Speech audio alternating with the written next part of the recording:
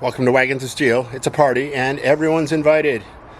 I'm making a very short video today. Since my Max Wedge engine is out of the car, I thought I would take the opportunity to explain to people what a Max Wedge motor is.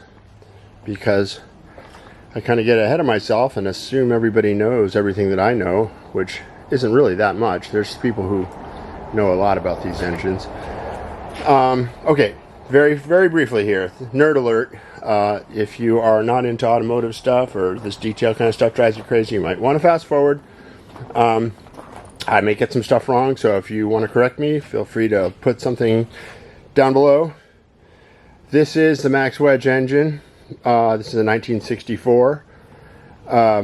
Max Wedge engines were created as the primary race engine for Mopar in 1962, and they made them in 62, which was based on the 413. They bored them out a little bit and made it into a 426 for 1963, and they called that the Stage 2. There's no such thing as a Stage 1.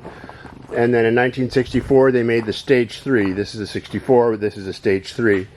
All of them came in two compression ratios, 11 to 1 and 13.5 to 1 in 1963, and 12.5 to 1 in 60. No, 62 was the 13.5 to 1. 63 and 64 were the 12.5 to 1. This one is an 11 to 1. The Wedge engine replaced the Hemi for Mopar as the engine of choice for higher end Chrysler 300s and big trucks and everything like that in 1958 or 59, and the Max Wedge program was short for Maximum Performance Wedge. So this is the racing version of the wedge that made its way into a whole bunch of different cars. Later on, this engine here is this is a 440 out of a truck, I think. I'm not sure what this came out of. They put them in everything. They made 750,000 440 wedges, give or take, and a lot of the technology from this, of course, race technology moves down, went into that. What else is there about this thing? Of course, everybody knows, you got to notice this. This is the cross ram intake manifold. So you put in 62 they came with two 625 CFM carburetors, one on each side. Each one feeds the other side of the engine. This one came with a pair of 750s, so huge amounts of fuel go into these things. Obviously they're really just strictly for a race application. I've heard it said that these are actually the first muscle cars, because they put these only in lightweight intermediate bodies. So it's big engine, small car, which is the basic recipe for a muscle car. But nobody ever really thinks of them that way, because this is pretty much strictly a race piece. I mean, there are some maniacs who would drive around on the street with them, but especially back in the day, you had to carry a glove compartment full of spark plugs because they would foul out so fast, and they just don't make any sense on the street. I mean, even in 1964, I'm imagining that the amount of fuel that two 750 carburetors would drink would be ginormous. This particular piece, this race engine, this is this block came out of some industrial application. Could be a truck, or something like running a pump, or all kinds of things that they would use an engine for.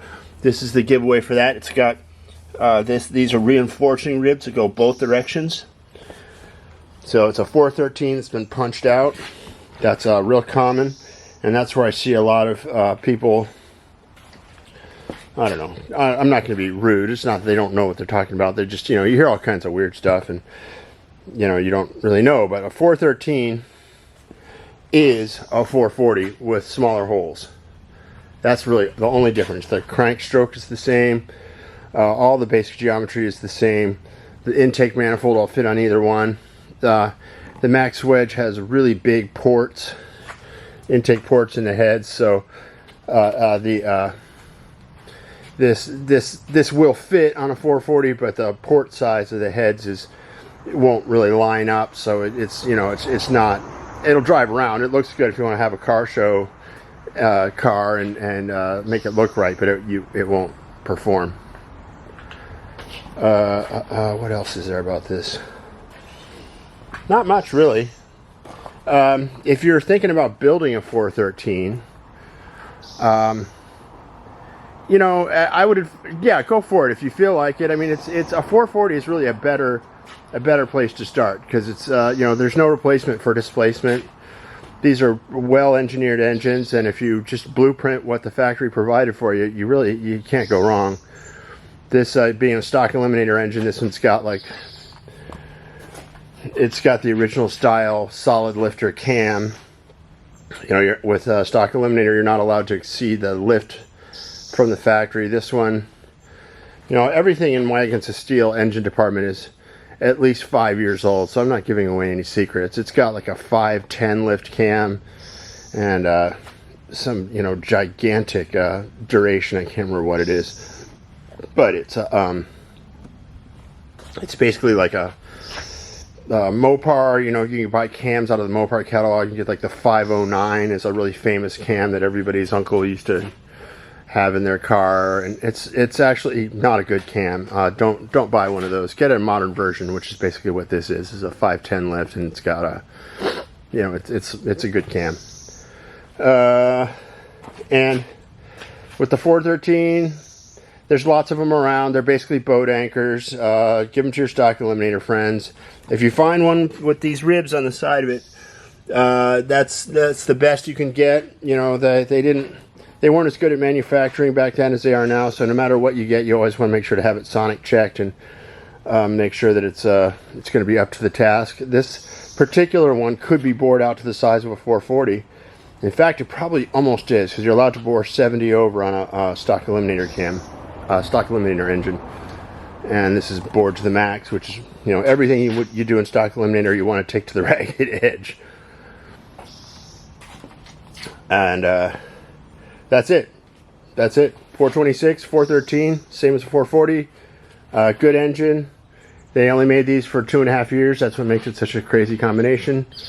One last thing, these cross rams, they look beautiful, but they are not actually very fast. A 440 or a 4-barrel intake manifold built to modern standards is faster than the dual quad cross ram.